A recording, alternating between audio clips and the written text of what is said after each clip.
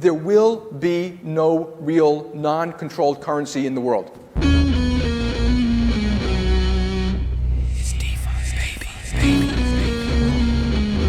We're coming for you, banks. Listening to different podcasts, like in a whole different reality, which they think completely different things about Bitcoin. They have got my money in their banking system. I should be able to access it, right? Apple is live. There's a good number of fucking, pretty smart Bcashers. Hello and welcome back to the Bitcoin Cash podcast, following Bitcoin Cash on its rise to a global reserve currency. This is episode number 154, Paytaca Payments and Lift Token, featuring Joemar Taganna. Today is Tuesday, the 15th of July, 2025, which means it's a bank run day. I haven't seen as much chat about the bank run today as I did on July the 1st, when I was very impressed. Everybody was all tweeting and discussing it before I even got around to doing my post. But we need to up the game there. So everybody go and withdraw your BCH from the exchanges, put it into self-custody, or even just check up on your self-custody solutions if you haven't looked at it in a while. Always nice to do. I'm your host, Jeremy. Jet is doing the producing, same as always. The bull market has returned, but BCH has fallen down to rank 16, US dollars, $487.89 per BCH, which is up a little bit. One BTC sat buys 239.6 BCH sat, slightly down. One ETH buys 609 megasats, also down. Selene 30-day users 544, and the Tokenaut TVL is at 7,080. To BCH. Okay, our guest today, Joemar Taganna, is the Paytaca CEO and was last seen on episode 81 of the BCH podcast. Wow, nearly like half of the episode history ago. That is absolutely crazy. Welcome back to the show, mate. How you doing? Hello, happy to be back. I'm good, and thank you for having me again. How you feeling about BCH just in general? I don't know if you think back years ago, that must have been probably like at least 2 years ago on the show, episode 81. What date was that? Can we just quickly check? But anyway, recently, how you feeling about the BCH industry and movement? It's getting better, I would say. A lot of things have been happening, and a lot of possibilities now are, what used to be possibilities before, things that we were excited about are happening. Many builders are now able to realize more complex applications in DeFi, and also even in payments. And the community has grown, and we have a bigger network now, our merchant network, for example, in Paytaca. So I see a lot of things are going in the right direction. Maybe not as yet being seen as such from the outsiders' perspective, but from within, I see a lot of good developments, and I'm quite happy. Yeah, so I just checked. So it was the 21st of May, 2023, when you were last on the show. Yeah. Think about that, just after Cash Tokens went live, right? And then we've also had since Abla and Velma. How have you been feeling on the upgrade front? We're looking all right there, don't you think? Yeah, we have been anticipating these upgrades, and especially the upgrade on the VM limits. So now we are we were itching to implement a lot of stuff that would have hit the limit previously. But yeah, right now we are the field is open. We can now experiment with a lot of things. And yeah, well, we're just beginning to scratch the surface of what's possible to be. How do you think, we were talking a little bit just before we went live about how BCH can start to get that message out to the rest of the cryptocurrency industry, because I feel like we've done a good job at turning around the ship from BCH is just this Roger Ver Chinese scam that's going to die and go away, and it's not really different to BTC. It just has bigger blocks, but that's kind of useless, and all this like negativity that we're just constantly being slandered and all that. We've kind of shut all that down. We've addressed all of that, and then we've even got to the point that people don't really try and argue with us anymore, because if they do, they know they're just going to get dunked on and wrecked with all kinds of like facts and stats and upgrades that they weren't aware were happening, or products that are launching, all that stuff. So we're doing a great job at silencing the haters, but unfortunately that isn't enough. That's a good first step, Yeah. but you got to get to the point that people are actively excited to come into BCH and to take it. Like, there's no point in us making all these upgrades if we can't attract new developers to come and build on it. So do you have any thoughts on what we can do to improve the sort of dev acceleration there? For us, I think it's just a continuous market discovery, like trying to discover uh, the needs of our target customers or target market, and be able to deliver products and services that address those needs. For me, I have learned how to shut off my ears to whatever the naysayers are saying, like, "Oh, BCH is it's no good. It's just a real coin. It's a shit coin." But this is the only chain where we can build something that is of value to at least towards creating products that really advance decentralization in commerce, in payments.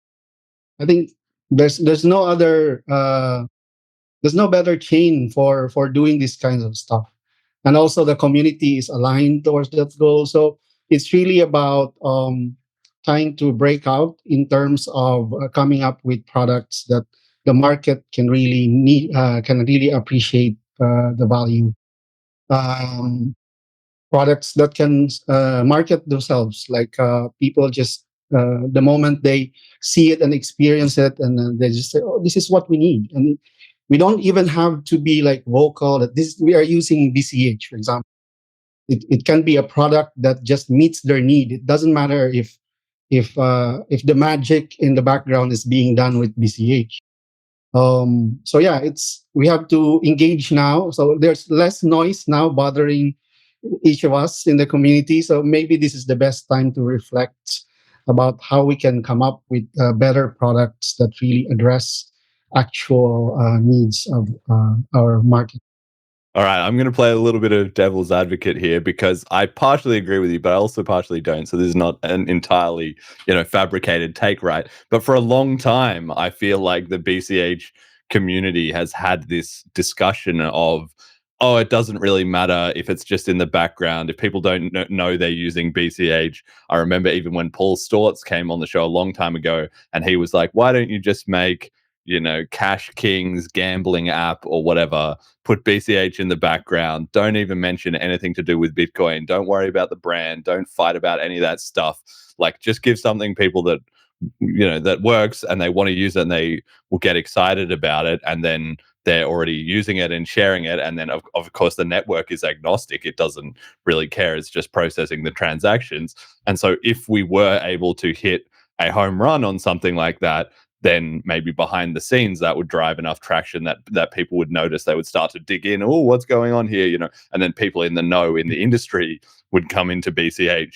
But to date, nobody has really made a successful product with that mentality. As far as that, some people are more or less heavy on how much they build BCH into their brand. For instance, the BCH podcast is like all in on that. And then Paytaca is kind of, a little less, but it's still heavily associated with it.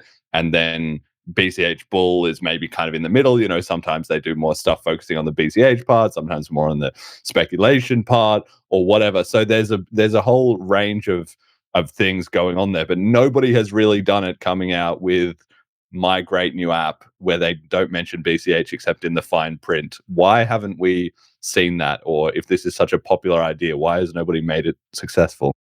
I think it's because we are still at a stage where um, our argument or the way we persuade people to use BCH is still on the ideological side of things. Because um, the philosophy, ideology behind Bitcoin Cash is really strong. So it appeals to those kinds of people who can appreciate that kind of persuasion. But then, as we move towards product centric, approach, like we're able to come up with products that really address certain needs, regardless if we're using BCH or not. People just find it useful because it's more convenient, it's cheaper, it's a lot better than all the other products out there. Then maybe that will be the transition point where um, we could just say how useful the product is, or the customers would just know um, how beneficial using it is, and not even have the need to mention that it is using BCH. But of course, uh, like for me in Paytaca, we won't stop talking about BCH. We are proud to be building on this chain, but the rest of the people, like the customers, at some point maybe they don't even need to know. Like my example of this is Google. Like Google, right from the start, they avoided using Microsoft for their servers. They are a Linux company in the back end, but we don't know Google to be like promoting themselves as a Linux company. We just know they are heavily using Linux and open source OS. So at some point, companies from BCH will have to be like at the forefront of developing products that really benefit the people.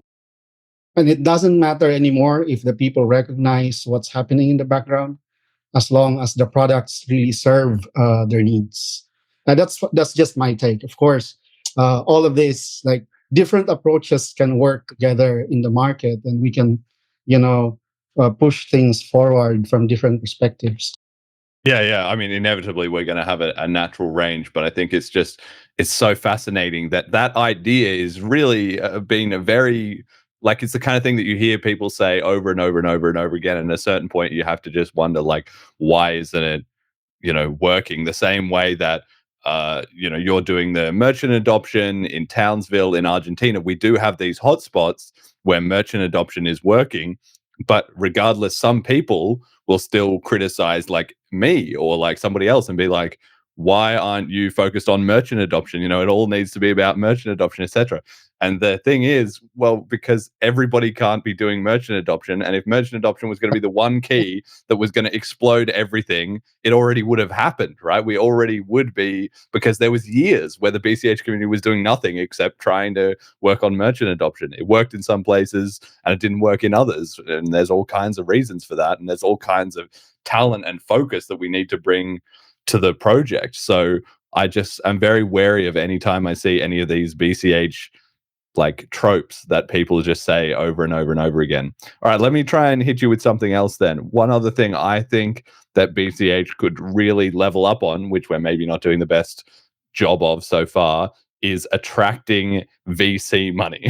And it's a bit of a two-sided issue, because on one hand, you have the BCH community laughing as all this money gets shoveled into these failing projects like Lightning Network. That's now kind of done, but now it's going to be like BitVM or Arc, or they just constantly invent new hoaxes and scams, basically, that are not going to work. They don't really make any sense. But whether some of it is maybe banker funded, hijacking, not all of it is. Some of it is just they're doing a good job of convincing rich people to give them a lot of money to work on their project. And if it all blows up, well, they wasted some time and the VCs wasted the money. But regardless, if we could be doing a better job of that, why aren't we in there? Why aren't we, hitting up those same people, delivering amazing pitches about how much better our technology is, and then we're the ones getting the money, and then we'll build something successful and kind of prove them wrong? Like you're saying, why is the BCH community not doing the best job at unlocking those just mega amounts of money that seem to flow around in BTC or in ETH or in crypto in general? I think the biggest factor is just network. Like we're not connected to the Silicon Valley people. A lot of these chains that are receiving a lot of funding, they have very good connections. They came from that environment, from Silicon Valley, and from places where VCs are already pouring a lot of money. So yeah, network. So like for example, for us, we have been trying to raise money to be able to, extend our runway and reach to a point where we can have sustainable revenue. But it's been, to be honest, it's been like a tough job. Um, like convincing people to invest in something. Um, it's it's already quite uncertain to invest in a startup, even if it's not in BCH. So you factor in BCH, it's another that it raises the uncertainty uh, a lot higher. Um, so it makes our job more difficult. And considering that I am also not connected to these big guys who pour in a lot of money, um, and BCH, I think the culture we have here is not really aligned with um, what these VCs are looking for. It's funny because I've had a direct experience with potential investors who would always try to convince me to switch to another chain, like to increase the chance that of getting more funding. Like, why are you building on BCH? Why don't you switch to Solana? Like, there's a Solana Pay. They've been raising like millions of dollars, and so I realized that they're really looking at the wrong things, and many of the projects who are raising money, I think right from the beginning they know that they really will not deliver on the product as they envisioned. They will launch their token and then have the big guys buy in early, and then maybe try to hype the project and then get more retail buyers, and then the early buyers will just dump on them. So it's been like many projects are planned from the beginning to execute the whole thing like this, and there was no long-term view of really uh, like creating something valuable for society, for example. So those who have money already like condition the founders, and if they don't switch to that kind of approach, they don't get money. So yeah, these factors uh, are there. Like it makes it extra difficult for Bitcoin Cash focused companies to raise money. And my response to that has been um, it's a reality we have to embrace, right? And in as much as I want to make things happen, we really need resources to get things running. So our response to that has been to try to operate lean, extend our runway for as long as possible, and then continue delivering value that the um, investors that are aligned, or maybe even not aligned, but they notice that these guys are just persistently producing something useful. Like they just come up with anything, even if they don't have budget. Like yeah, the persistence is there. So I hope that as we like scale down or operate in a more lean way, we still manage to come up with products that later on, at some point, these investors will just wake up and say, "Oh, these guys have been there all along, and they've been producing like products, even if they're underfunded. Maybe they're worth our money." So yeah, that's the idea there. I mean, I agree with that. Like I've said before on the show, it's one of my favorite sayings that somebody, said to me one time is people don't notice that you're there. They notice that you're still there. right? And it's just that Yeah. it's such a good quote. It sort of encapsulates a lot, right? Where if you really think about it, because it's like you might not even be doing anything differently. I mean, probably you are, but regardless, it's kind of like you're standing on a street corner with your lemonade stand. The first 10,000 people are going to walk by, but maybe they walk by a year later. If that lemonade stand is still there, some part of their subconscious is going, what's going on here, right? So I think persistence is certainly one of the best attributes that we can have. And certainly in crypto as well, it's a true benefit because there's constantly scams unwinding, things blowing up. Some new coin is getting hyped, which means some old coin is like dying off and getting forgotten about, etc. So you can really get a lot of value out of being persistent. But nevertheless, even with that strategy, we have to do the best job we can of getting into people's minds, because you still have to get that, they notice that you're still there, but for them to notice that you're still there, they still have to notice you the first time, right? If they don't even know about you. Or you can kind of backfill that somewhat with education, be like, well, BCH has been around since 2009, yada yada yada. But the best is that you get on their radar the first time and you're just constantly planting those seeds over and over and over and over again throughout time. Like you said, the network has been growing and the community has been growing. Where do you think we're doing a good job on the promotional side, and where could we do better? Yeah, on the promotion side, the marketing side, we still have a lot of things to do, especially like promoting it in outside the online circles, social media.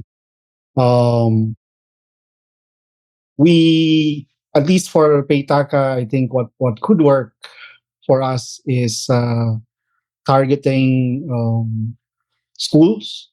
Um, we have pilot deployments upcoming of using the Paytaca card, which we have been developing. It's actually quite similar to Quantumroot, which we will talk about later, I believe. So we are deploying this in schools, and imagine if we could get many of these schools to use Bitcoin Cash in an NFC card, and they could even print their school ID on these cards. And they also have the wallet to link that card to. And outside the schools, they can use it in the merchants. They can order in the marketplace. So it's really like an ecosystem approach. We can't just hit the promotion in one dimension. Like while it's good to, for example, promote in social media, but most of the users, like maybe 80%, are like they don't have this exposure to social media, or at least they don't get much of their opinion from there. It's really from their day-to-day interactions. Like if we can make BCH visible, um, we can make it useful in like many aspects of their lives. Then that for me is kind of like very effective promotion. But yeah, it's the effort that we must do as a community. It should come from different like dimensions. So as you said, we don't have to be all like merchant on borders. So that would be a waste of, you know, resources to really focus on something. Each of us can tackle different problems uniquely, and then at some point somehow our efforts converge. Like I think a very good example of this from our experience is what Any Hedge and BCH Bull has developed. So it's, if you think about it, it's focused on like speculation. So it's you're speculating on what the future price of BCH relative to fiat. So, but it actually aligns well with Paytaca, because we want to stabilize the value of the BCH that goes into the wallet of our users, the merchants, and with the upgrades in cash tokens that make it possible to create smart contracts that can make use of this of the AnyHedge protocol to stabilize value of a token, or to store the stabilized value in a token, in a stable token, then it addresses one of the major friction points of the users of our wallet, or of those who want to spend in the merchants. Like, people would just like to use BCH for payments. They don't care about speculation.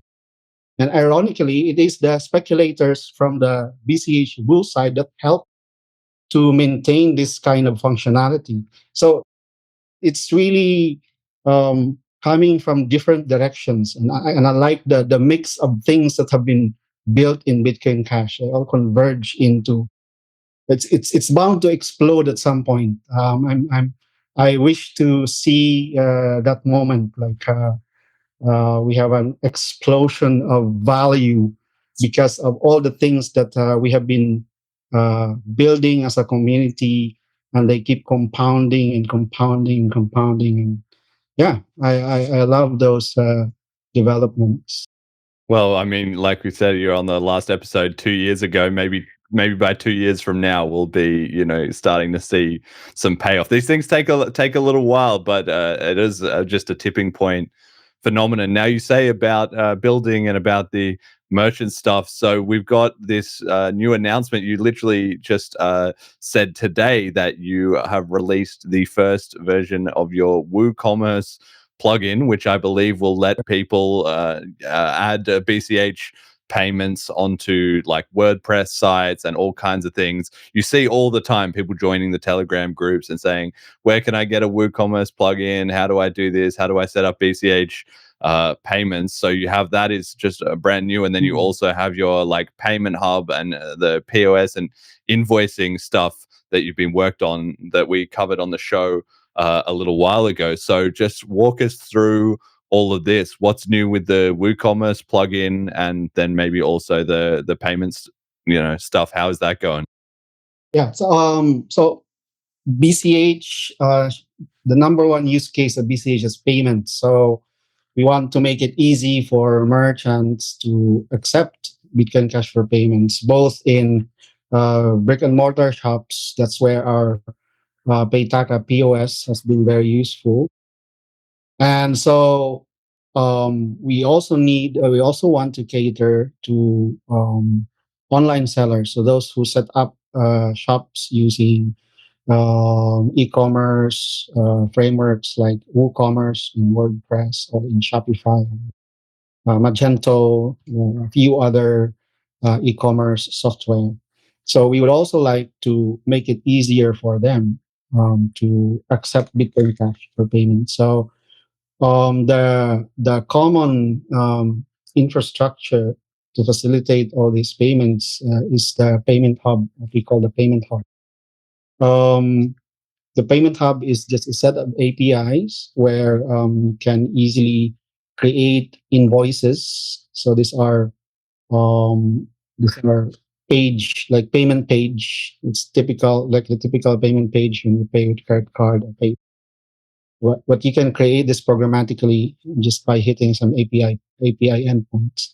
So that's what Payment Hub is, and it automatically takes care of the fees. So in a Bitcoin Cash transaction, we can put multiple outputs in a transaction. So we auto compute the fee and then put it in an output address which we own. So it's a fee paid to us, and then they can also put other outputs if they want to consolidate transactions in one single transaction on the BCH blockchain. So there's a lot of these things, and then there's also a lot of other features that you would like to build to the payment hub, like automating the escrow, creating the escrow contract for like things that need escrow services.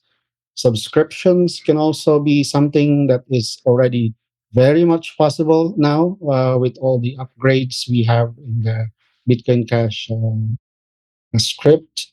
So it's this payment hub. It serves as the payments infrastructure, which also allows the invoice creators to receive notifications in real time when the payments are made. So this is where the WooCommerce plugin is making use of the payment hub um, infrastructure in order to make it easy for um, owners of WooCommerce shops. They don't have to fiddle around writing code to interact with the API endpoint. They just need to install this plugin into their WooCommerce shop, and then enable the payment. And then, yeah, they can already accept Bitcoin Cash payments. Yeah, the subscription stuff already is sounding fascinating to me. I've thought, I don't know how many times it's been mentioned on this show over the years, many times, that something like that would be great. I mean, we have the Patreon for us. It only just has a couple people because, I mean, honestly, I would rather prefer people just send in BCH donations, obviously. But, it's still a very valid and helpful use case is some people want to contribute on a rolling basis. And if we have some kind of subscription based payments or service, people can just put money in a wallet, it automatically pays out every so often, and then they can grab back the funds if they think they want to end their subscription. That's just such a powerful use case, and and also some kind of integration of that, then maybe even with like FundMe campaigns. Between those two things, you can do an amazing amount of stuff where people are paying either based on seeing certain milestones being delivered, or on a period of time with some conditions. Like that kind of stuff would just be so powerful for the podcast to be able to create like a fundraising campaign over it. At the moment, we just do every 10 episodes, but I would love to do it with 50 episodes, and people could just already top up like as we go along, and then it just operates on a rolling window. Are you seeing other demand for that as well too? Or like For the subscriptions, like I guess I'm just saying this is just my use case, but you bringing it up makes me feel like, well, maybe you have other people that you are aware of that are saying, oh, what would be great next is subscriptions. yeah. What we had in mind is to like basically replace the subscription systems like using credit cards or PayPal. So it can have a lot of use cases. You can use it for the podcast, but I imagine many people would like to integrate with this kind of service. It's so as you mentioned, I don't think it's ever been done before, at least not in a way that people can easily integrate. So we have to test the waters. But this is the idea, right, of building an alternative financial system that is peer to peer, powered by Bitcoin Cash. We need to present the alternatives, like the alternatives of what the banks and the legacy financial systems are offering. We've got to demonstrate we can do all these things in Bitcoin Cash without compromising the control of your money. So even if at this point, well, at least the WooCommerce has been like in demand. People have been asking us to develop it, and so there it is finally. So some of those who reached out to us to come up with this, they're already using it. I'm yet to see people who really would like to try the subscription, but I'm pretty sure once it's out and we can demonstrate that it works, people would like to try it. Yeah, okay. Well, mark me down as one of the if you need any beta testers or anything like that, I would be back up for that.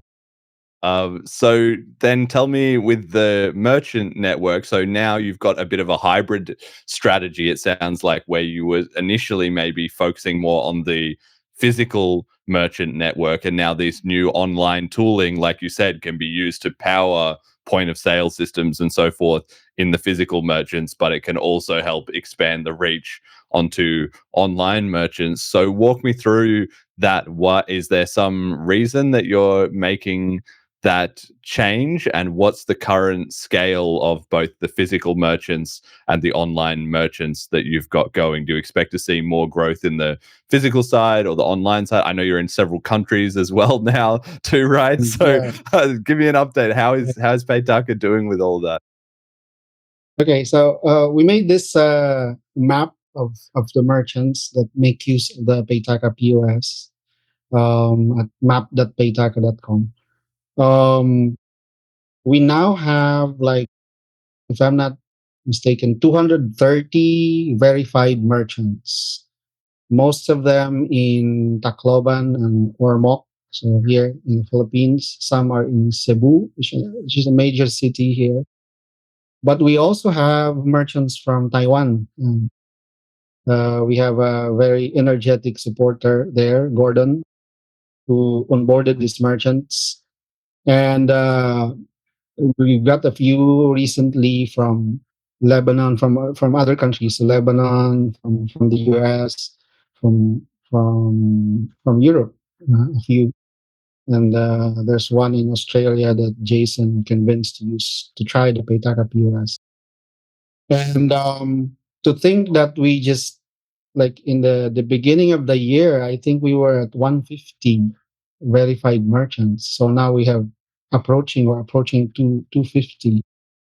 So it's, I mean, if you compare that to, like, other things, it's probably slow, but considering how how difficult to it is to scale this thing, um, I think it's a good progress, and we might be able to reach 1,000 threshold before the end of the year. Because, for example, in our experience here in Tacloban and Ormo, the visibility makes it easier to onboard the additional merchants. Like, the merchants already got onboarded, they get to experience it, especially if the price is increasing, and they see that their sales got like 30% more in peso value. They refer to their friends, business owners, and when people see us, because we also do a lot of promotions and campaigns. Here, we sponsor some events, we sponsor some gatherings, we sponsor school activities.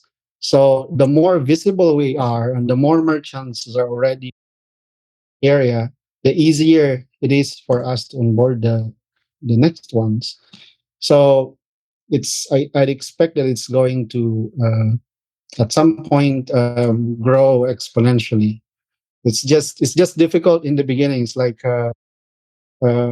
it may look like in the first few years nothing is happening in the grand scheme of things, but then we just persistently. So again, I touch on the persistence. We really need that.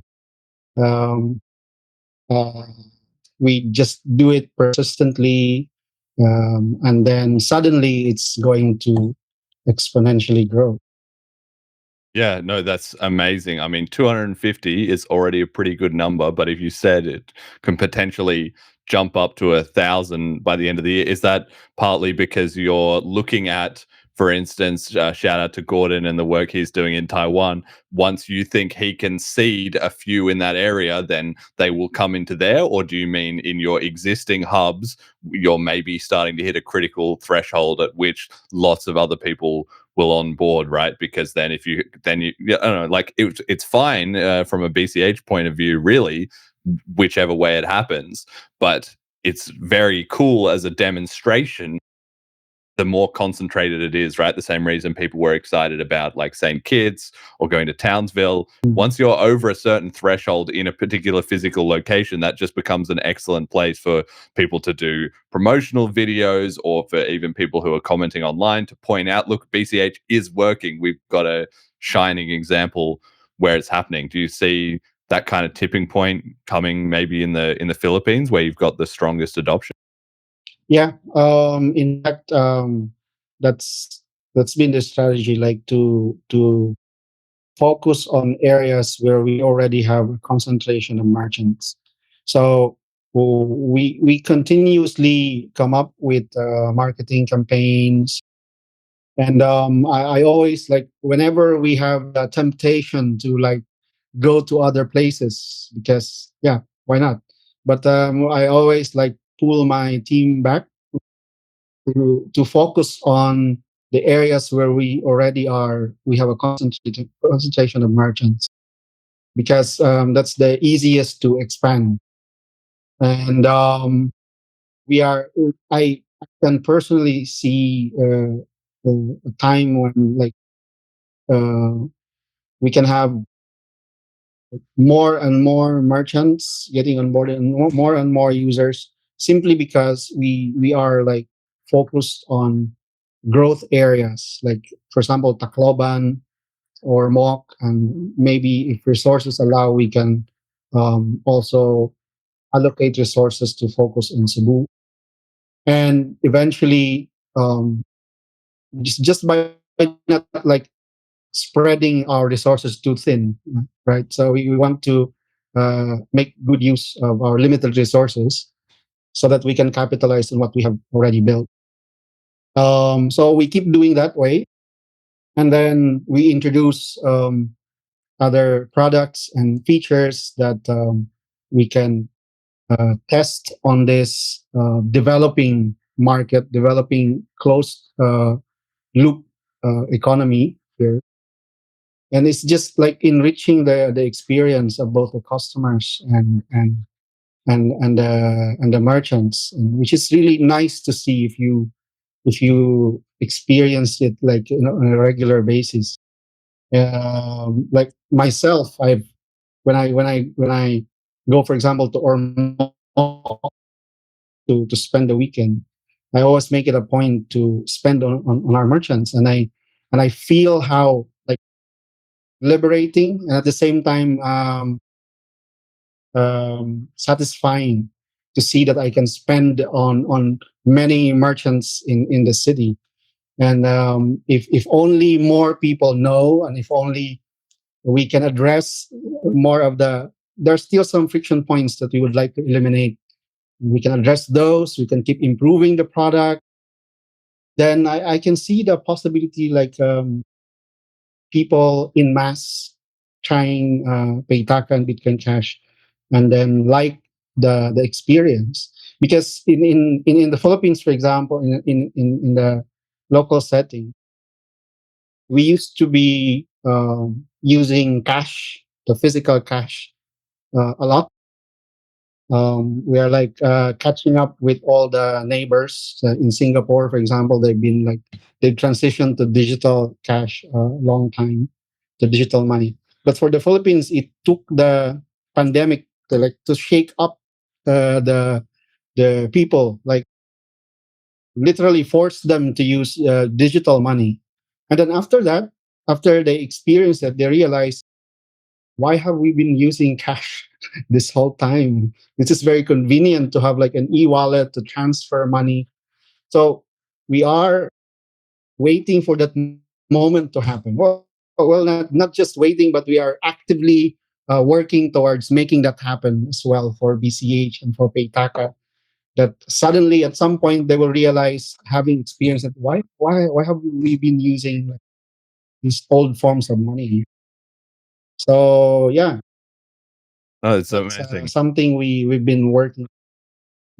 Okay, so tell me, given I just looked it up, the population of the Philippines, for everyone who doesn't know, which was including me, is 116 million people, right, in the Philippines. So if you talk Yeah. about like a critical mass of 10 million, or maybe the first 100 million users worldwide of BCH, literally that could all happen in the Philippines. We could literally just get those 100 million in theory, right? Obviously, that's not how it's going to go down. It will happen all at once. But theoretically, it could just happen in the Philippines. How much support, let's say, for these 250 merchants that you have right now, do you have to give to them? Because obviously every new merchant you onboard expands your network effect, but it also kind of adds some support burden, right? That they're going to have questions, they're going to have problems. Maybe they even want to talk to you to expand things further because they see it's going great. They start attracting new business, and you can make scalable technology and systems to meet those demands. But every new merchant is nevertheless going to be an additional burden in some sense. So, how much work do you have to do to keep those merchants in the loop, and what kind of systems have you got to keep that running smoothly? I would say it's very minimal because the Paytaca POS is we made it very simple to use for cashiers. It doesn't require much guidance after the initial training. And usually, what happens is once we onboard the merchant, they train the new people in their company. They don't call us for that. They can easily, because it's so easy to use, so they can just easily guide the new ones. Um, the thing that could take some work is when they want to cash out to pesos, because they send a message. So when they have like a few people transacting in their shops, they send a message, and then we still manually buy their BCH and then send the pesos to their accounts. Um, but these things can be addressed by automation. So further automating this process, and even that is not much of a work for us. It's at least right now it's not such a burden. And if we come to a point where we really scale, like there's a lot of volume happening, automation can help. There's a lot that we can do to enhance the automation of these things. Is there any way to open that pool of liquidity to the rest of the BCH network? Like, you have all kinds of people who are interested in buying more BCH, and obviously we're talking about the bank runs and so forth, right? But if there was some sort of Paytaca service, you guys just have, I don't know, a TransferWise account or whatever. I send you the money and I get the BCH back. Obviously, then you're operating as kind of an exchange, but I don't know, I know you have the P2P marketplace and this kind of stuff. Like, is there a lot of potential there? Because if you're going to be onboarding lots of merchants, that pool of liquidity is going to grow Yeah. enormously, right? Yeah, that's true.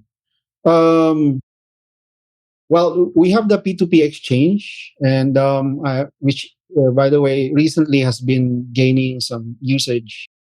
That could be a way. Like I myself, I'm selling in the P2P exchange, so I have both buy and sell ad. And when the merchants cash out, I sell part of that BCH in the P2P exchange. It's already like it's already circular, because the new users of the app, they want to load BCH, and they see there's a way to do it in the app, which is actually in the background is powered by the P2P exchange.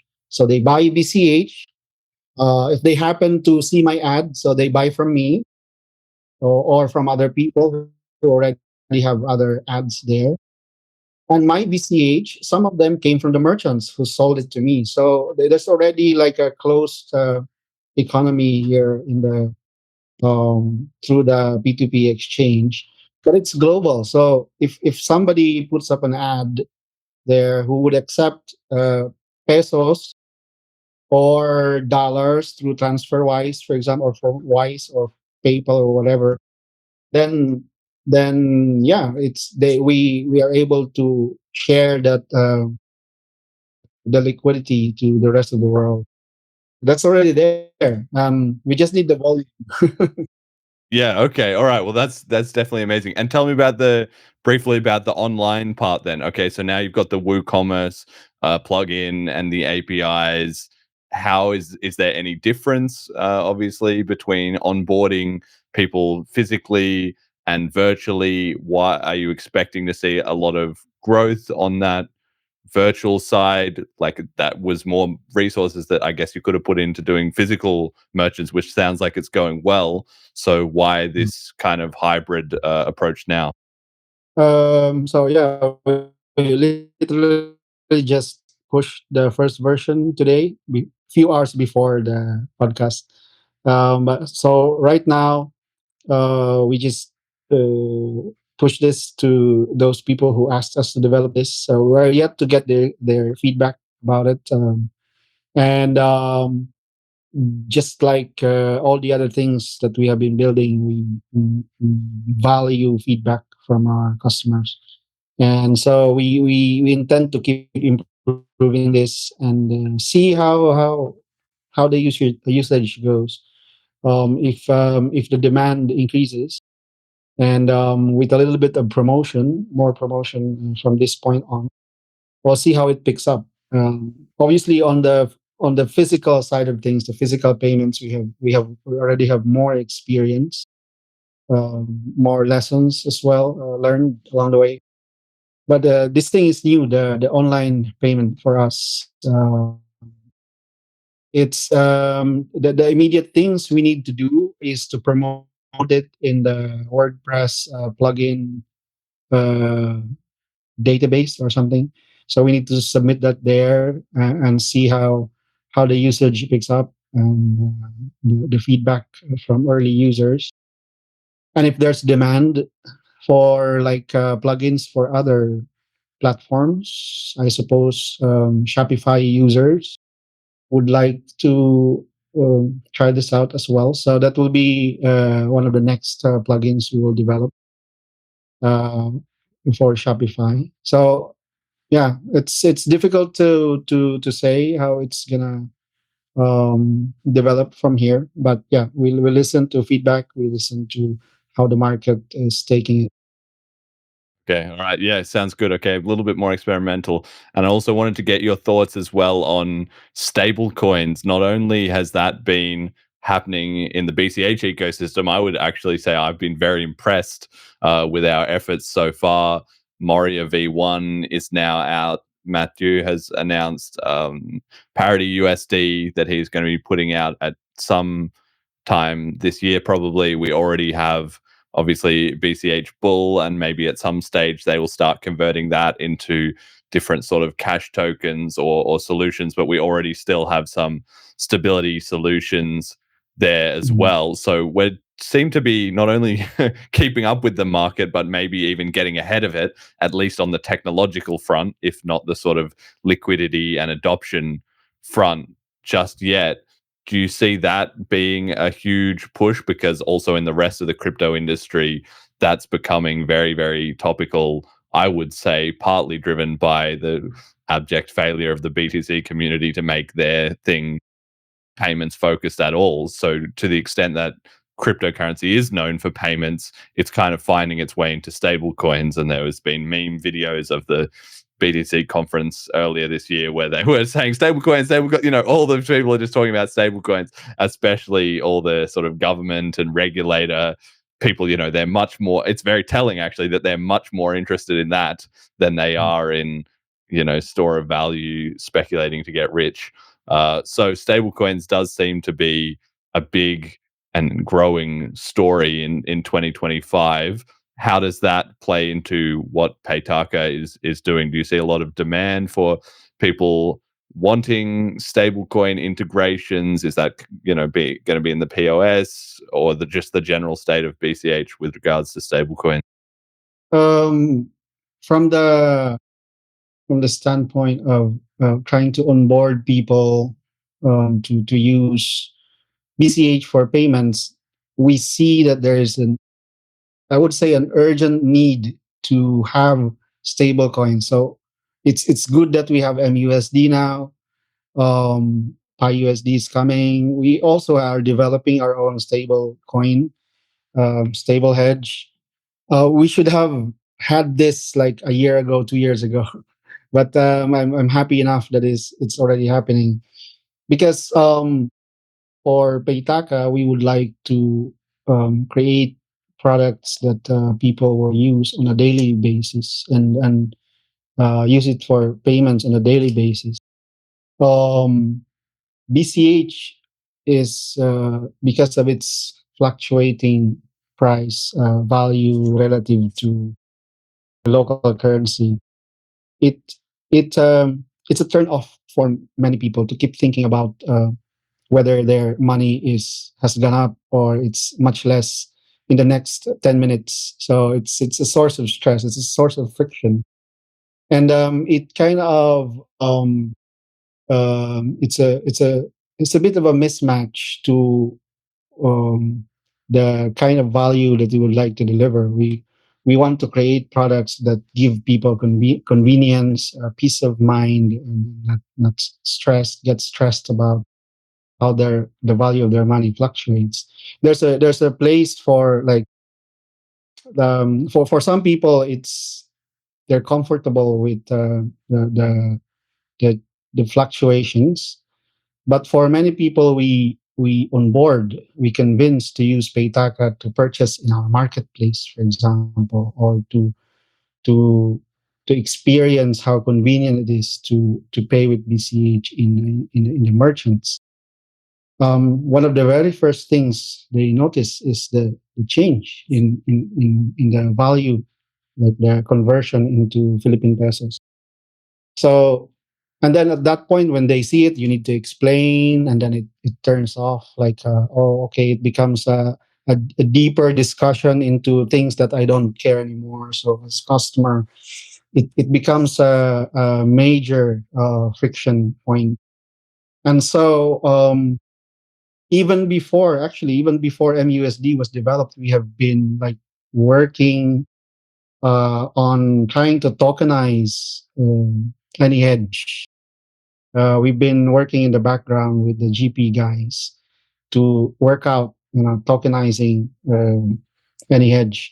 And we a few months back we released our like alpha version of Stable Edge. We made it already available in the wallet where you can easily freeze the BCH value into USD value, and you can unfreeze it. So, and we made it very convenient. At this point, when we release it, it's like hidden by a setting. But eventually, we would like to incorporate that more into the experience of our wallet users. Like when they receive BCH, there should be an option to easily freeze that into USD. When they pay in the POS, there should be an option for them to select whether to pay with BCH or with the stablecoin or any cash token for that matter. Since anyway we can automate the swapping in Cauldron, so we can do that as well. So basically, we would like to see a kind of wallet that will make it seamless to switch from stablecoin to BCH when the need arises. Like if they become comfortable, like allocating half of their BCH holdings into stablecoin, if that gives them more peace of mind, and the BCH is allowed to fluctuate so that they don't miss on any price action in the future. We give them all these options. And since we are focused in the Philippines, it's been in our wish list if uh, um, the BCH Bull supports PHP, the Philippine pesos. So there were a lot of steps for us to get to the point where we can create the stable hedge PHP. So basically, our stable Philippine peso token. There's been a lot of steps, and I'm happy that just today, actually, or yesterday, we got some news from the GP team that all these steps have been done. So there's already an aura already, and there's already liquidity for PHP in BCH Bull. That was silently again launched yesterday, and then we have to do then our part of tokenizing this so that we can finally have like a seamless experience, at least for the Philippines users. They can see that they can transact in PHP or in BCH if they want, or vice versa, anytime. So yeah, that's the state of things right now, at least from the stablecoin front from our end.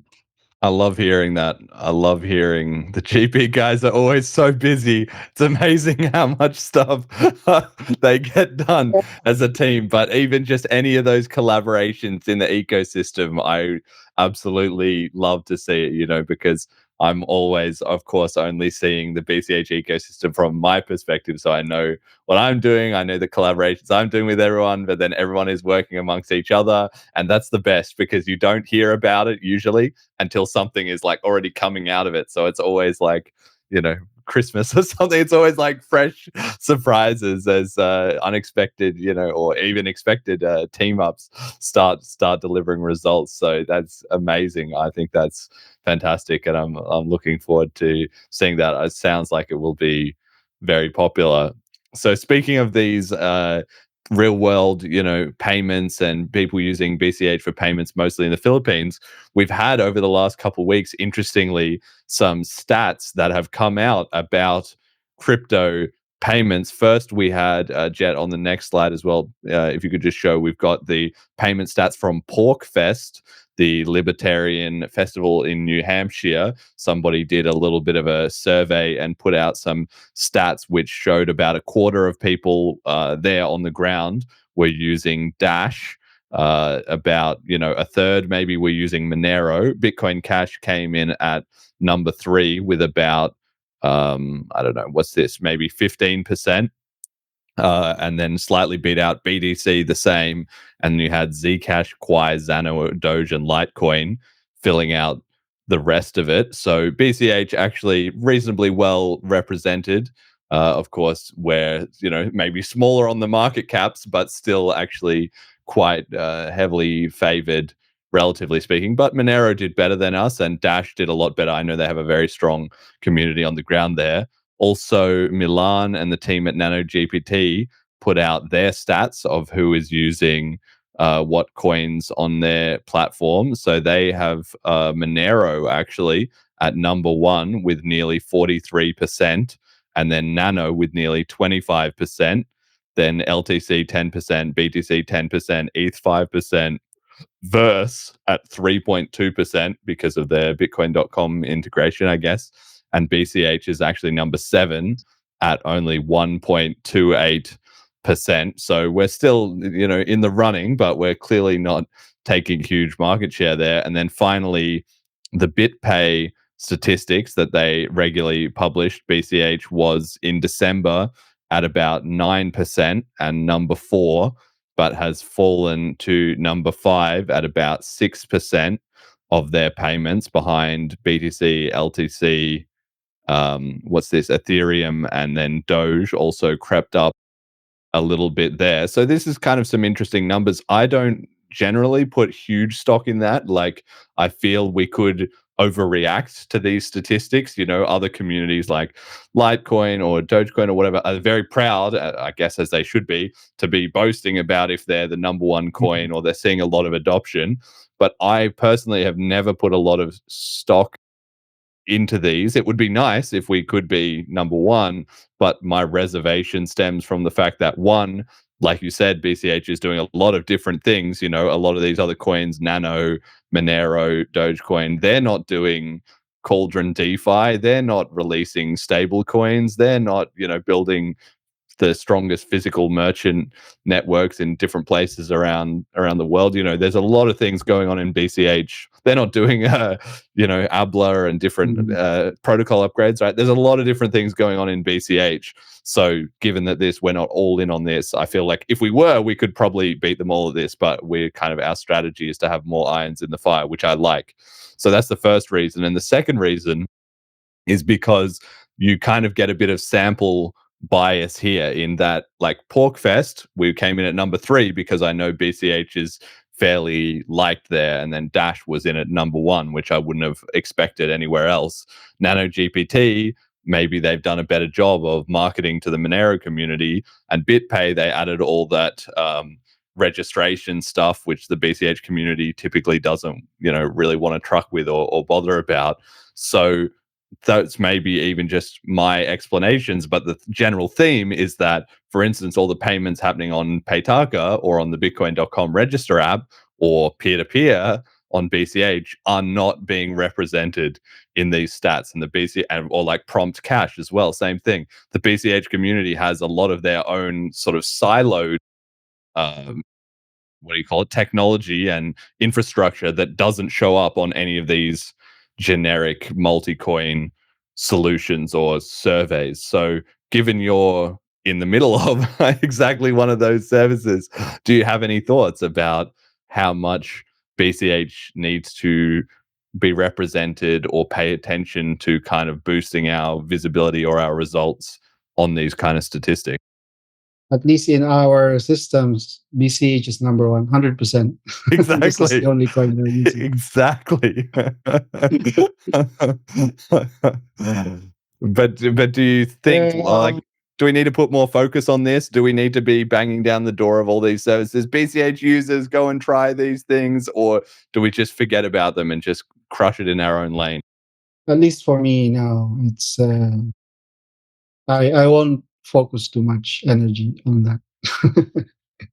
Yeah.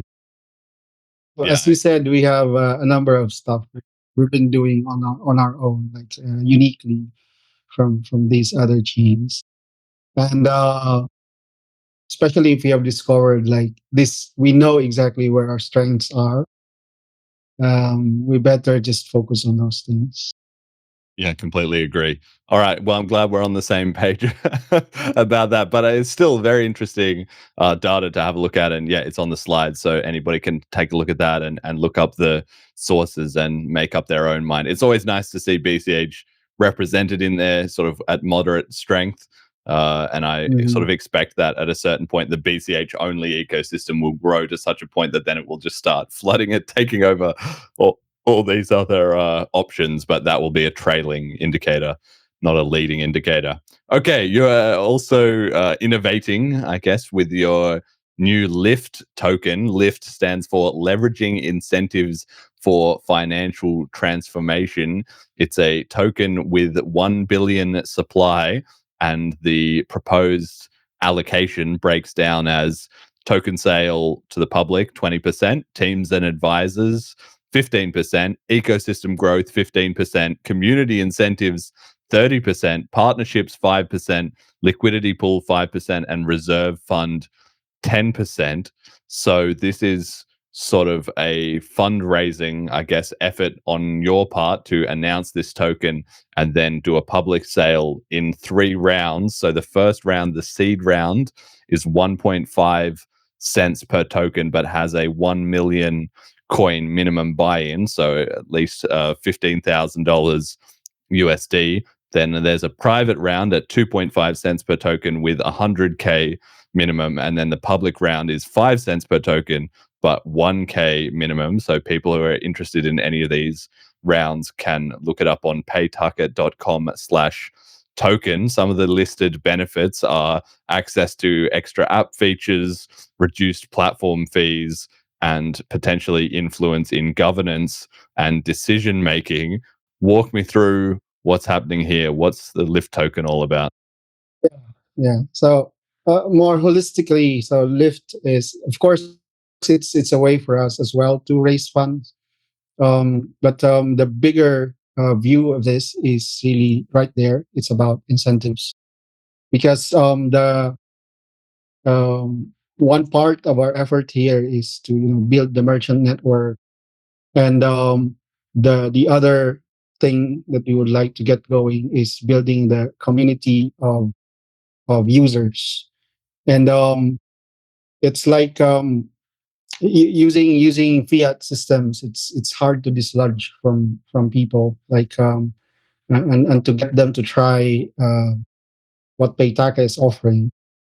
It will take more than just sponsorships and events or getting more visibility in terms of posters, videos, or whatever we do online and offline. We need a shake-up. Like we need more incentives to our users, but also in a way that we can uh, catch up, or we can sustainably keep up in terms of the growth in the volume of transactions, for example, which also equates to the fees that we can collect. Like, for example, for those who are using Payment Hub or those who are using the marketplace where we derive. So we want to incentivize usage of Paytaca and of PCH. And by doing so, um, we are able to, because the hard thing to build on the demand side is having a loyal, also not a community guy, but asking from those who have done this in other fields, in other areas. It's really about like creating like a community that where you design the incentives well, so that you can, it becomes a way to rally them to a cause or to an end. And so with the tokens, we plan to give out the incentives. So it's like 30% of the allocation. And most of this will be distributed early on, to get people to lock in, like keep using the app so that they can gain rewards in these tokens. They can stake these tokens in order to get more rewards for the actions. Like when they transact in the merchant, they get extra lift tokens for that. When they refer people, so we have tied up our referral system, which we are about to launch also in the next maybe month. So we have a referral program where those who refer and those who get referred both get lift tokens. So we're designing a reward system for different kinds of interactions, using the lift token as a reward. And when they do have this, they can then avail of extra app features, which is over using Payment Hub, and then they can get to participate on, you know, like the direction that Paytaka can take in terms of what features to prioritize, which activities to focus on, and such things. And yeah, so the goal here is to have a to have more knobs to tweak about how to align people based on incentives. Mm. Yeah, sounds good. I mean, this is kind of the payoff, I guess, from all the work that has been going into the cash tokens infrastructure and development at the protocol level. It's then found its way into wallets. And then, of course, we had the first few rounds of sort of the meme competition and people launching meme tokens, which then developed into more serious projects like MUSD, and Parity USD is coming. And then now it's starting to come into projects launching with financial incentives. So this is really great to see in the ecosystem. You can see the maturing of our technology stack opening new doors in real time for people that are considering to maybe invest in the seed round, the private round, or the public round. What would you say to them? What is the prime benefits or reasons that they should consider being a part of this sale? Like that's the 20% token sale, and then there's like a lot more than that going to the community incentives, for example, and also to the team and advisors, of course, for you guys to make all this happen. So why should the people jump into the token sale? What's the strongest reason for them to do that? We believe that at this point, so we have built a number of products already. We have been building the network. We are at the right time to like speed up uh, by leveraging on incentives. And so get to sort of sense. And the idea is that they can put in these resources early, but as we keep building the network, keep building the usage, and also translates as well to the revenue for the company. Um, at some point, when this token reaches the exchanges, when we put liquidity, for example, in Cauldron, and I'm so happy we have that already, the DEX. So this kind of strategy can work out. So at the moment, we invite people to buy the token at discounted rates, but when it hits the exchanges, and at a time where we think we can take maximum advantage of the resources we have from a token set, um, the price in the exchanges will be at the very least 5x of the price compared to when the seed participants bought the token.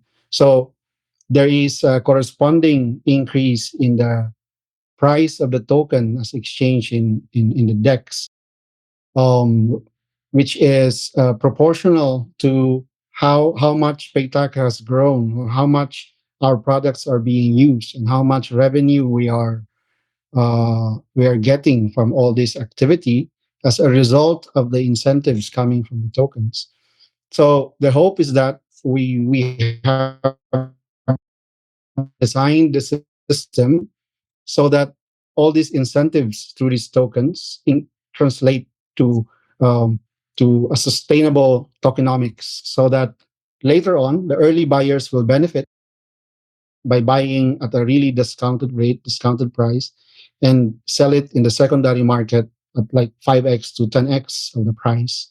So the lower you can buy it now, the cheaper you can buy it now, the better. Not just in terms of the returns when the price goes up later on in the secondary market, but also in terms of seeing the community grow because of your involvement in uplifting, the adoption of BCH through the things that we have been doing in Paytaca. Yeah, amazing. And this is something that I think is going to become more common and really needs to sort of catch on as an idea in the BCH community. I think we already actually have quite a strong focus on this, but certainly as the community grows, it will be important to keep reiterating, which is that if you are a substantial BCH holder, a substantial relative to yourself, then you benefit from reinvesting in the network itself, right? All the products and services. Obviously, it should be a market. It doesn't mean to say things should operate on charity, although they can. But it's like investing in, for instance, this show or anything that is providing value and that you can see is doing good work to spread the network will ultimately then flow back around in increasing the price and traction of BCH. And that's good for everyone involved. So I can see how these new token programs are probably going to become more and more common. I've talked with Callisti about doing one maybe for Celine. There's no details about that, but it's something where considering there's also like an AFOG token or even Fiendish doing his token, right? I think people are going to increasingly experiment with these kind of incentives and monetization schemes. So I think it's going to be a promising new trend, especially as we're using all our own infrastructure to deliver it. Okay, so that's the new and latest from Paytaca. We also have some news recently from Jason Dreisner, who is just perpetually producing new and innovative stuff for VCH. And his latest thing is called Quantumroot. Oh, the quote that I'm going to read out here is from what he posted on Twitter. Quote, announcing a developer preview of Quantumroot, a new kind of vault offering full 256-bit classical 128-bit quantum security strength without relying on new cryptography. It uses only the mining-proven SHA-256 algorithm. Quantumroot is an ultra-efficient post-quantum vault for Bitcoin Cash. It's optimized for business and saving use cases. With cross-input aggregation by introspection, sweep transactions are 15% smaller per additional input than today's single-signature pay-to-public key hash P2PKH wallets. Post-quantum spends cost around 1 cent per UTXO in on-chain transaction fees for typical two-input single-signature transactions. With cash tokens-based aggregation, post-quantum sweeps of 400 plus unique addresses or 800 plus inputs are less than 10 cents. So Jason is basically saying that he has put out the kind of very early, it's not even really a beta, maybe a alpha or even earlier level software that is already viable today to create a Bitcoin Cash quantum secured wallet, but that after the next round of upgrades, potentially in 2026, will then have a 10 or 100x fee improvement down to just only a couple of cents per transaction, much like most of BCH, right? So right now, this technology is apparently, according to him, already possible, but it might cost, $1 or a few dollars to make these transactions. But with some further optimization, it will come down to 1 cent. Now, there's a couple of really, really important things about this announcement that I want to highlight. The first is that, as he says, there is no new cryptography involved here. A lot of the debate about quantum related things is people saying, okay, are we going to use this signature scheme or that signature scheme because we need something that is quantum protected? Now, obviously, you do potentially need to have that, but the downside is that if you're adding some new cryptography, it hasn't had very long to mature in the marketplace, so it could also be potentially vulnerable, right? The most reliable cryptographic techniques are going to be ones that have shown resilience by being around for quite a while. But this Quantumroot doesn't use any new cryptography. It only uses SHA-256, which is the same algorithm used in mining, which is very, very fortunate because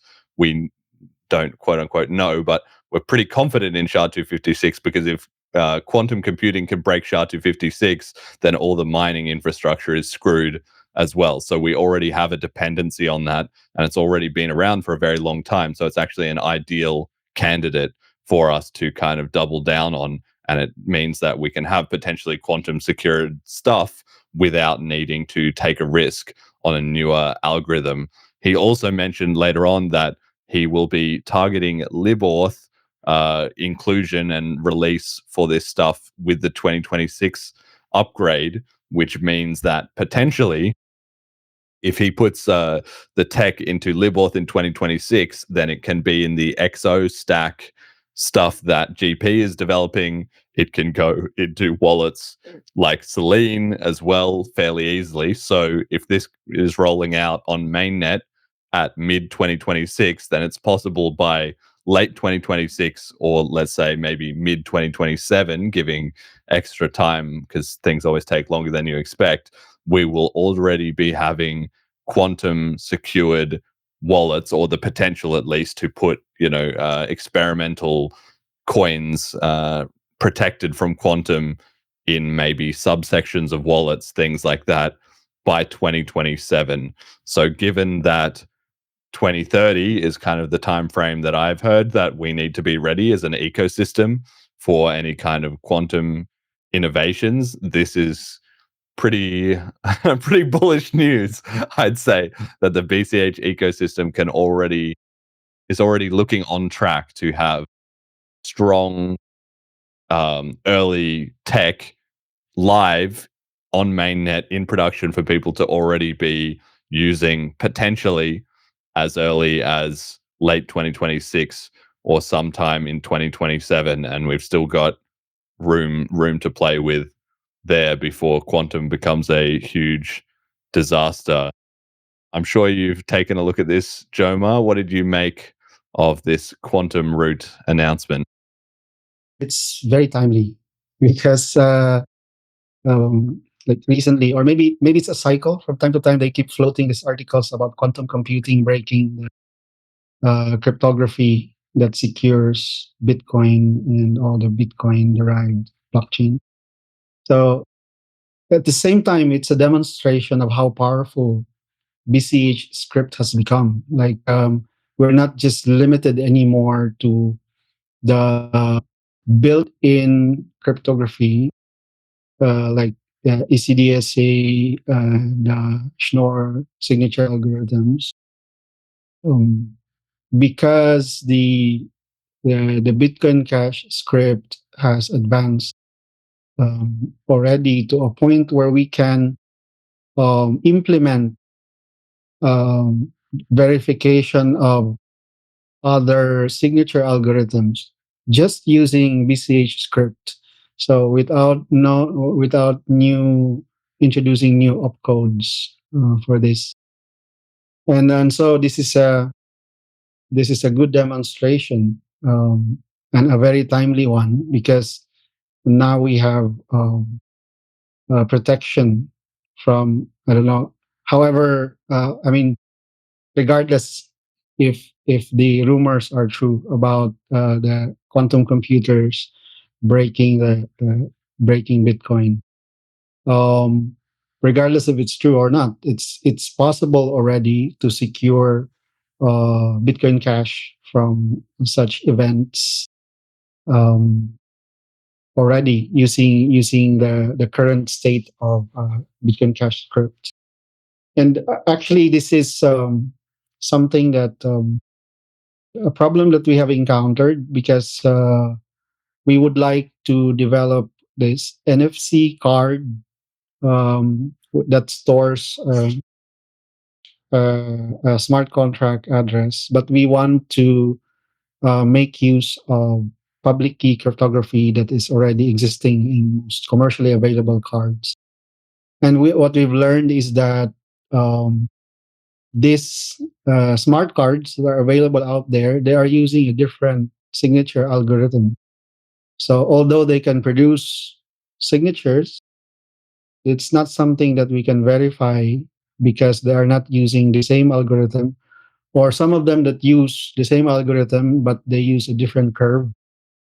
So we can verify those signatures in smart contract in Bitcoin Cash, at least not using an existing opcode. But because we have such a capable VM now, we don't need to depend on op check sig anymore, or on any built-in signature verifier. We can implement the verifier in the smart contract. Maybe not with Cash Crypt yet, because it needs to catch up with a lot of the developments yet that have been introduced. But with Cash Assembly, so this raw opcodes, which I barely understand, by the way. It's way beyond my head when I read the article, but I can get a sense of what's happening there. So it's just in this case, at least, introducing a way to verify one of the quantum resistant signatures.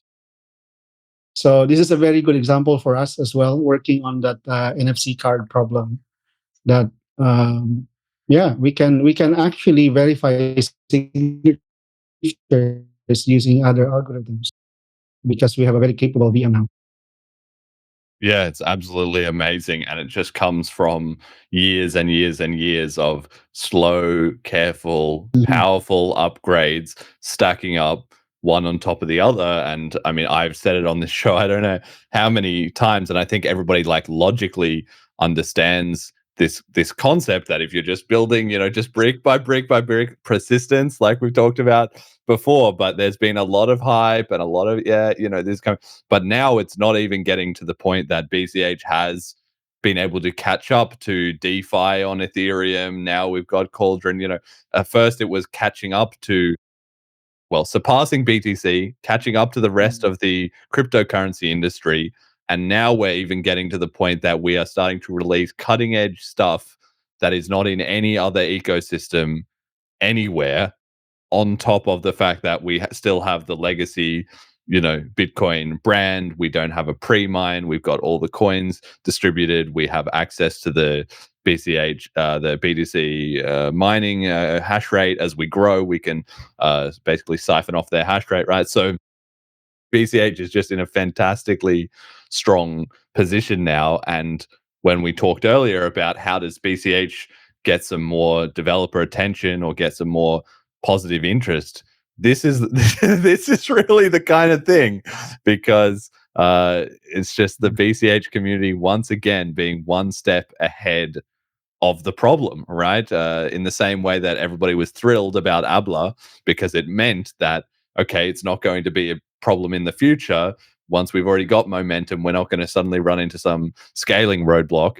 In the same way, if we can already just implement, test, roll out quantum stuff across a large section of the industry, if it never becomes a problem, well, then, okay, that's good.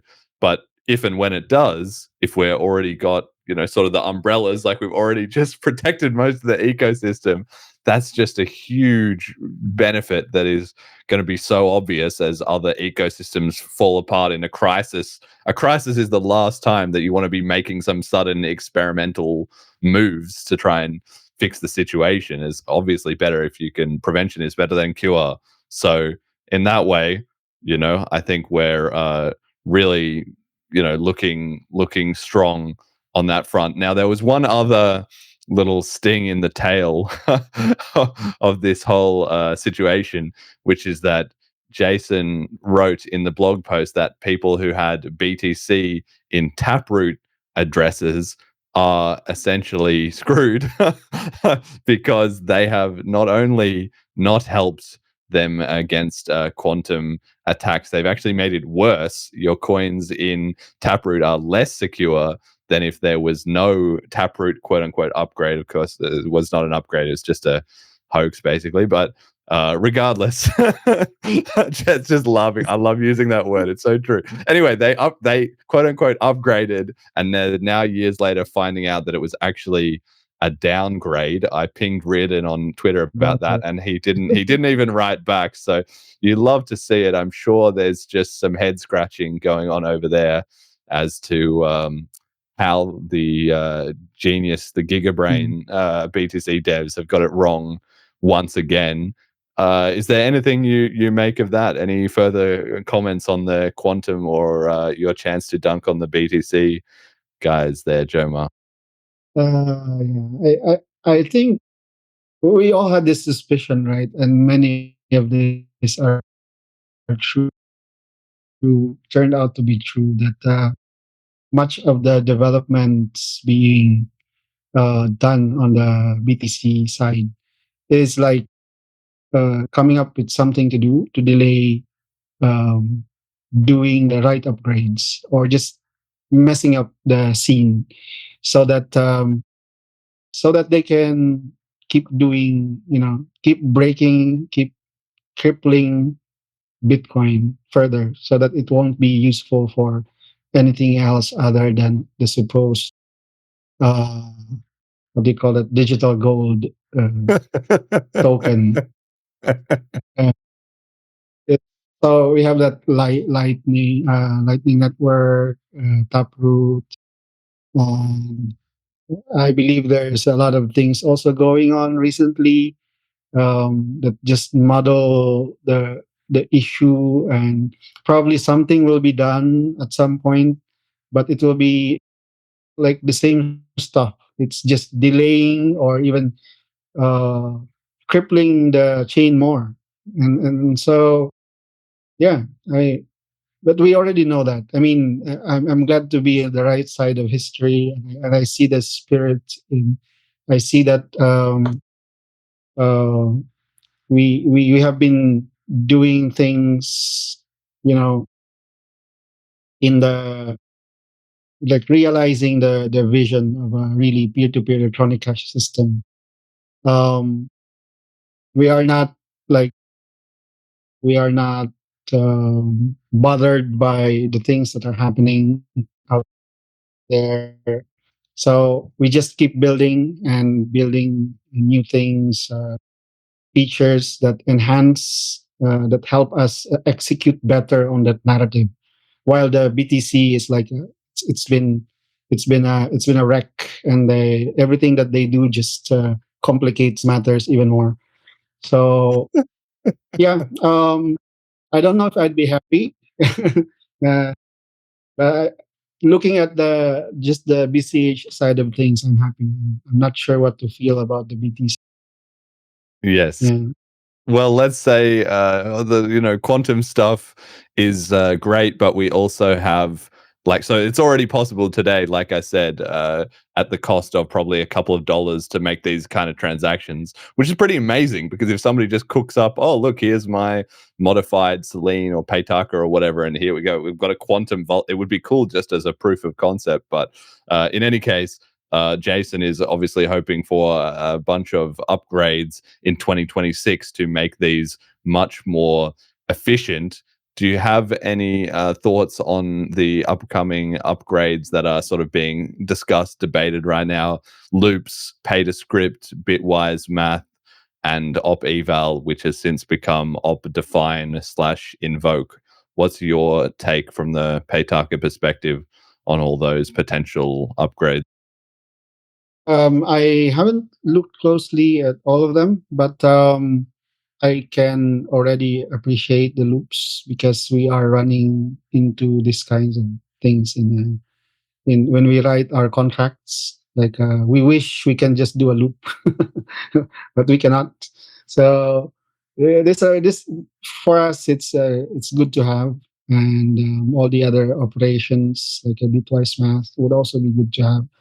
It will help us implement much more like complex solutions that are not possible yet at this point.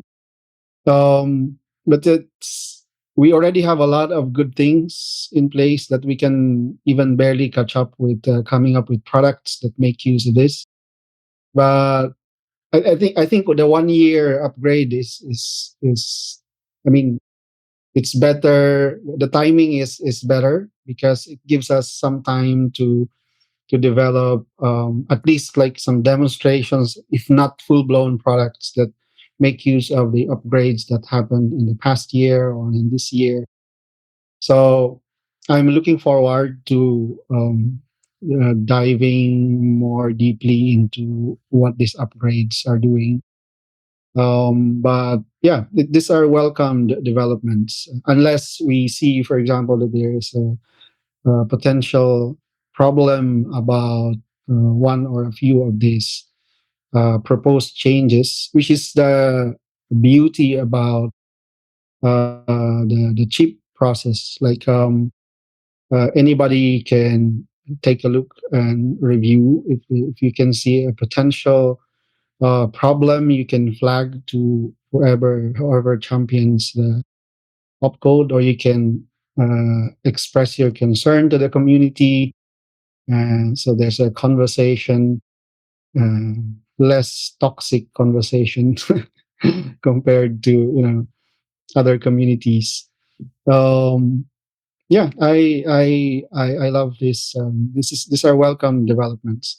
But yeah, I have to spend more time to really try to understand the possible pitfalls or um, red flags, if any, Yes. in these chips. Yes. Okay. So generally, loops and bitwise, provisional thumbs up. Pay to script, Optifine needs a closer look. But I mean, we're in July, right? So it's going to be the second half of the year is when it comes to crunch time. So I'm sure more and more people will be looking into those. As we get closer. What about the 1 minute blocks? Now, that's not really proposed for this year, but there's been a lot of chat about that, let's say, back and forth over the last year or so, especially being, heavily in the payments part of things. Do you have a view, positive or negative, about potentially reducing the block time? I have some reservations about this one. Like uh, the impact that it will do.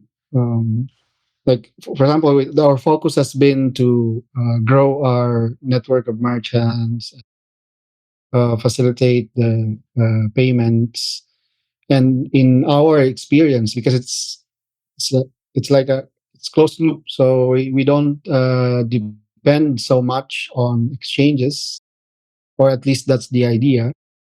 So we don't see this as something urgent in our experience. So um, our users see how fast the payments go, and and thanks to the safe zero confirmation transactions in Bitcoin Cash. And so for me, this is not urgent. This is not this.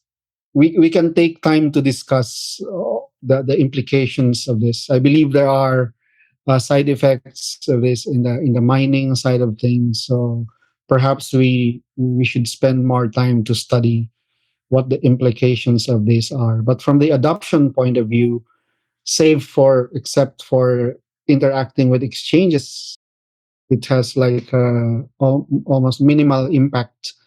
Like things are good already as they are in terms of the experience, because we have zero conf. And if we really want to strengthen catching all those double spends, we have the double spend proof already in place. So yeah, maybe there is some value to, like, for those people who frequently interact with exchanges. Yeah, but I at least for us, that's not our focus. Yeah, that's really interesting, actually, because there's been, I mean, obviously people have a variety of views. I think things are trending positive on this idea of the 1 minute blocks. Of course, also, yeah, subject to research, particularly into the effect on mining centralization and so forth. There is already some research about that, but there will be more, of course, going on, and it's not proposed for this year, so it's not really a rush. Like you say. But it's interesting because certainly people who are more involved in the zero conf parts of the BCH ecosystem, like yourself, that's a frequent thing that I've heard is, yeah, I don't know, like, I don't know that we really need it. But then you have other people who are more involved in, like, for instance, we had the stats from BitPay there before. BitPay have, I'm not sure on the exact latest state of things, but either BitPay or services like BitPay often do have a one confirmation requirement for instance. So people who are interacting with those services can get a bit hung high and dry, when it would be great if BitPay would just get their act together and accept zero conf, but for their own reasons they won't do that. So this is partly suggested as BCH is going to grow, we're going to have more and more people in those fringe use cases.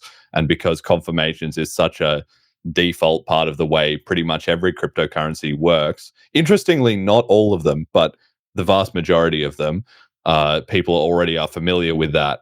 And so it's kind of more a case of, well, if we can fix this problem, kind of we should. And there's also some discussion about increasing DeFi use cases, wherein they often also have a kind of one confirmation gap, where if there's a big difference between zero conf and one confirmation in various kinds of smart contracts or exchanges, or whatever, as well as obviously with like centralized exchanges. So anyway, it's just something for everyone to be aware of, and it's very interesting to hear that you're on the sort of zero conf is maybe good enough side of the train. You don't have users complaining about interacting with exchanges then, I guess, or not frequently. No, because the exchanges are um, you take a lot of hoops and loops to buy BCH from there. So we don't even recommend it. And so we encourage them to use uh, P2P exchange to buy from the wallet itself. We have a cash in. Yeah, we discourage them in a way from interacting with exchanges. All right. Okay. Well, yeah. That's. I guess that's interesting then. But I have noticed a trend of some. Yeah, there seems to be that split. Not a lot of people are really against 1 minute blocks. I haven't seen too much of that, but there's certainly a split between people who feel a strong need for it and are kind of like, I feel the pain point and I would love to see that upgrade, versus people who are more ambivalent. They're like, well, you know, maybe it would be good or maybe it wouldn't be good. We're going to need to see some more research and discussion of that, but there's not a strong need for it. So it's kind of quite an interesting insight into, as the BCH network grows, of course, we're accommodating more and more different people with their different points of view and different reasons and methods for interacting with the network. So it's a little bit of a sort of test of the chip process in that way as well too, which is really interesting. Okay, I just want to hit very quickly on community comment of the week. We had someone on Twitter say Bit Institutions said, man, these Bitcoin Cash fans are like cockroaches, when I was busy arguing with some BTC guy, and that turned into a bit of a meme with the Bitcoin Cash cockroaches. I saw Fiendish was just posting about that as well, that he's a what's it called, a big cockroach hoarder. a new BCH acronym. He's a big cockroach hoarder. And just the idea, it's quite funny, like cockroaches, they've got a lot going for them as a marketing mascot, because they are resilient and virtually unkillable, and if you don't stop them, like, you can't just ignore them, because they will just take over everything. You have to actively go to war against them if you want, but everybody who's ever tried has failed. So despite being the sort of they're also looked down on. They're sort of lowly creatures in most people's imagination, even though they just continually put up results. So I think that there's a lot going for them as tying into the BCH ecosystem. It's also like, we can't be slandered as like these stupid shitcoiners if you say, yeah, we're the cockroaches. Like, there you go. Like, it's just there's no way to denigrate people who just identify with that branding. So anyway, that's just to say we'll see whether or not people are going to be latching onto that. It seems to have been organically popular so far. What do you think, Joemar? Are you a cockroach?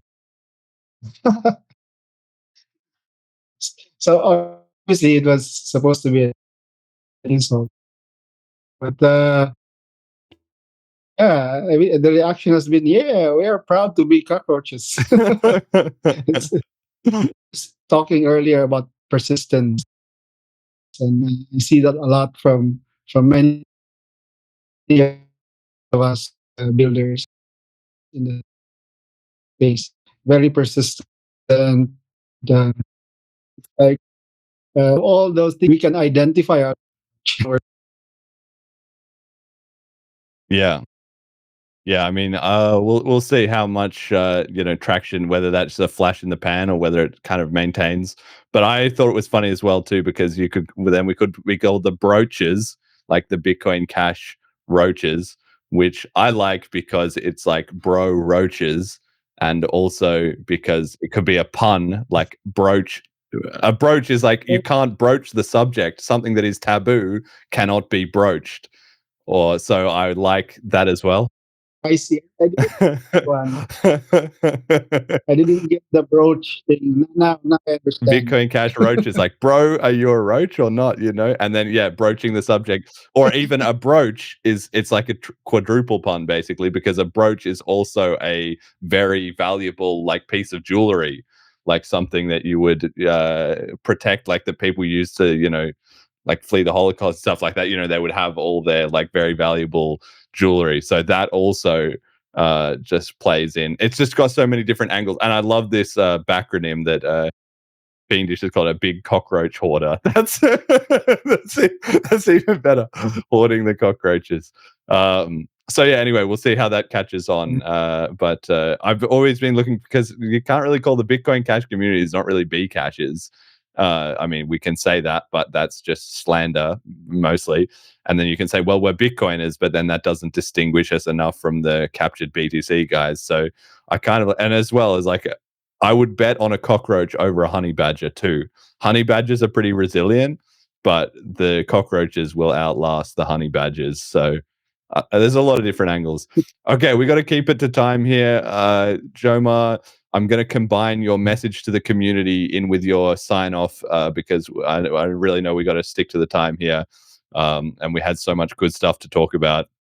But quick shout out to our FundMe contributors: Majamali Marcelo, Funding Father; Molecular, the show we love; at Cash Stamps, BCH for the win; Cash Dragon, RealBitcoin.cash; Murray Store, great work; Burnin' a Cattle, Bitcoin is cash; Milton Friedman, Emergent Reasons, Stay Grounded, Go Big; Kanach, BCH is the Michael Jordan of crypto; Yeah Beer, keep building while BTC fights and stagnates; the stage is set for MOE plus SOV, must obsolete ETH first; Purely Peer, another Paytaca product; purelypeer.cash, discover the thrill of quest hunting, find hidden cash drops, and collect BCH; and Dorimus, keep biddling, you have full support from many. Shout out to our donators and patrons, Ricky, HB, and Kyle, and our sponsors, General Protocols. Check out bchbull.com. Start guide, FAQ links are at bitcoincashpodcast.com. Quickly, Jet, do you have any shout outs?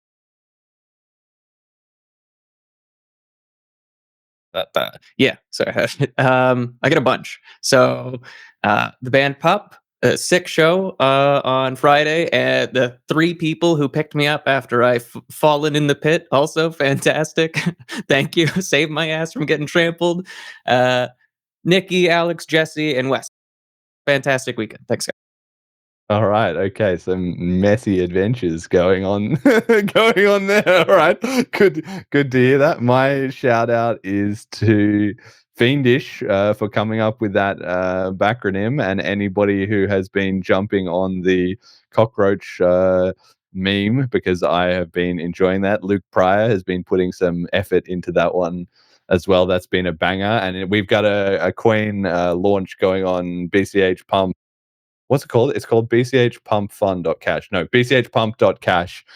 So you can hit that up and buy some of the Roach token if you want. Let's see. The bonding, it's currently 42% bonded. So I don't know if a few people jump in there, then maybe we can get that one over the line.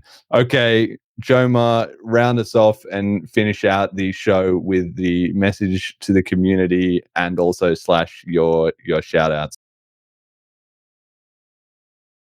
Message to the community. Yeah, keep building and be persistent. Surprise the community and the market with the best products possible. Cool. And where can people find out And more? thank you. Paytaca is it .com or .org? It's the paytaca.com, right? .com. Paytaca.com Yeah, /token. we have upgraded our website. We put more. Mhm.